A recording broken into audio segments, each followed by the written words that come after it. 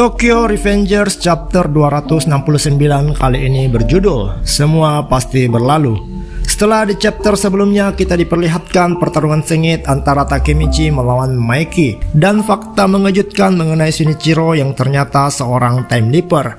Di chapter kali ini cerita akan berfokus ke masa lalu Shinichiro dan kejadian tragis yang akan menimpa Maiki saat ia masih kecil. Namun berbeda dengan flashback sebelumnya, flashback kali ini merupakan timeline original dari universe Tokyo Revengers guys.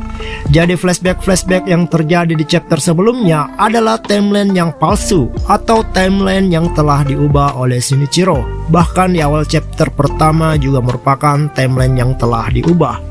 Wow, gila banget. Selama ini kita telah diprank oleh Ken Wakui. Oke, tanpa berlama-lama lagi, mari kita menuju ke pembahasannya sekarang. Let's go. Di awal chapter kita diperlihatkan seluruh anggota Black Dragons generasi pertama yang sedang mengendarai motor menuju ke tempat pertemuan terakhir mereka sebelum Shinichiro memutuskan untuk membubarkan Black Dragons generasi pertama. Di momen ini terlihat Shinichiro membawa Maiki untuk ikut bersamanya. Takeomi yang berada di sebelah Shinichiro mulai bertanya, "Mengapa membawa adikmu ke tempat pertemuan terakhir kita?" Mendengar hal itu dengan penuh rasa semangat, Shinichiro lalu menjawab, "Kenapa tidak? Aku sudah seperti sosok ayah bagi Manjiro. Lagi pula aku ingin ia belajar banyak hal selagi ia masih kecil." Mendengar jawaban dari Shinichiro, Takeomi malah dibuat heran lalu berkata, "Apa kau bodoh? Orang tua mana yang membiarkan anaknya belajar dari geng motor?" Sementara itu Wakasa dan Benkei hanya bisa tertawa mendengar percakapan mereka, karena memang begitulah Shinichiro, orang yang sangat bodoh. Sesaat setelah itu tiba-tiba Maiki dengan spontan meminta ke kakaknya untuk diberikan sepeda motor juga. Namun Shinichiro tertawa dan berkata, "Mana mungkin, masih terlalu awal bagimu untuk memiliki sepeda motor dan mengendarainya." Dan dari situ juga Maiki bersemangat dan bertekad jika suatu hari nanti ia akan menjadi berandalan yang lebih hebat dari kakaknya. Scene pun kini berpindah. Sesampainya di lokasi tempat pertemuan terakhir Black Dragons generasi pertama, Shinichiro yang merupakan pemimpin sekaligus pendiri dari geng legendaris terkuat di seluruh Jepang itu langsung memulai sebuah pidato panjangnya. "Dengar! Mulai hari ini, Black Dragons generasi pertama sudah resmi dibubarkan. Dan aku percayakan generasi selanjutnya kepada para junior kita yang ada di belakang.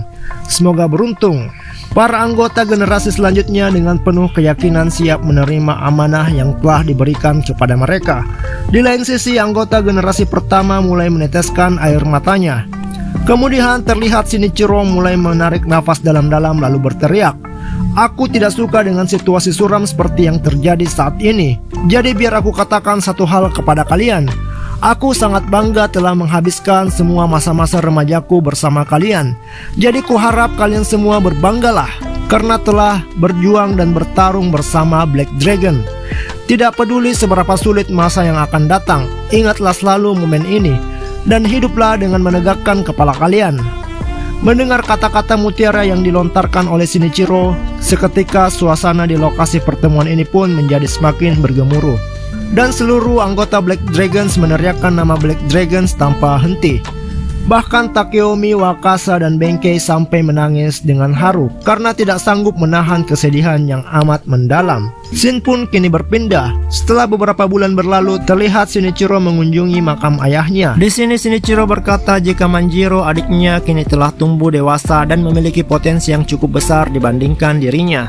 Dan Shinichiro berjanji akan menjaga serta merawat Manjiro dan Emma untuk menggantikan posisi sebagai seorang ayah. Setelah mengunjungi pemakaman ayahnya, Shinichiro lantas memikirkan untuk memberikan adik-adiknya sebuah hadiah. Lalu di jalan pulang Shinichiro melihat mainan pesawat supersonik di sebuah toko mainan.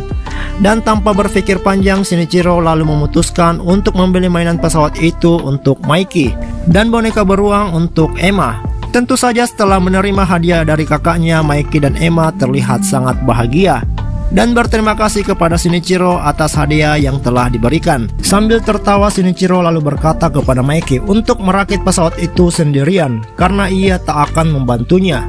Setelah 1 bulan berlalu, Shinichiro yang sedang bekerja di sebuah bengkel tiba-tiba saja mendapatkan panggilan telepon dari kakeknya. dan mengabarkan kepada Shinichiro jika saat ini kondisi Mikey sedang dalam keadaan kritis karena kecelakaan yang menimpanya saat sedang bermain bersama teman-temannya. Mendengar kabar itu, Shinichiro lalu bergegas meninggalkan bengkelnya untuk langsung mengecek keadaan Mikey yang sedang dirawat di rumah sakit. Sesampainya di lokasi, nampak Senju, Haruchio, Baji, dan kakek Mikey yang sedang sedih dan menangis melihat kondisi Mikey yang sangat memprihatinkan. Melihat hal itu, Shinichiro lalu bertanya kepada mereka mengenai apa yang sebenarnya telah terjadi kepada Mikey. Baji dan Haruchio lantas menjelaskan jika saat itu mereka sedang bermain bersama. Lalu Mikey dengan mainan pesawatnya itu berkata bahwa ia tidak ingin meminjamkan mainan pesawat yang susah payah ia rakit selama sebulan kepada teman-temannya. Mikey lalu kabur berlari menuju ke lantai 2, dan di saat itulah Mikey kesandung dan terjatuh dari tangga, mengakibatkan kepalanya terbentur di lantai dengan sangat keras. Lalu seketika itu juga Mikey berhenti bergerak dan pingsan. Dokter yang menangani Mikey saat itu juga menjelaskan ke kakek Mikey serta ke Shinichiro bahwa Mikey saat ini sedang mengalami kondisi vegetatif, yang artinya walaupun Mikey saat ini masih bisa hidup dan juga selamat, namun otaknya tidak dapat berfungsi dengan baik, sehingga menyebabkan tubuh Mikey layaknya seperti tanaman yang tidak dapat digerakkan dengan normal. Dan yang lebih parahnya lagi, penyakit yang diderita Mikey saat ini belum ada obatnya. Di panel selanjutnya, Shinichiro yang telah berada di rumahnya itu terlihat marah dan menyesal karena mainan pesawat pemberiannya menyebabkan Mikey menjadi lumpuh. Lalu Shinichiro membanting mainan pesawat itu lalu menginjak-injaknya sampai hancur berkeping-keping. Scene pun kembali berpindah. Setelah beberapa tahun berlalu, di momen ini terlihat Shinichiro yang tengah membawa Mikey untuk jalan-jalan menggunakan kursi rodanya. Lalu Shinichiro berkata kepada Mikey, 4 tahun telah berlalu dan kamu seharusnya sudah menjadi anak SMP sekarang. Dan chapter 269 pun berakhir. Dan poin dari chapter kali ini adalah Mikey di timeline original hanyalah seorang anak yang lumpuh, dan Mikey sama sekali tidak pernah bertemu dengan Draken, Mitsuya, Pachin, dan juga Kazutora untuk membuat geng Tokyo Manji hingga menjadikannya seorang berandalan yang tak terkalahkan. Namun bagaimanakah cara Shinichiro dapat melakukan time leap untuk mengubah takdir dari Mikey? Kita nantikan di video pembahasan selanjutnya. See you next time.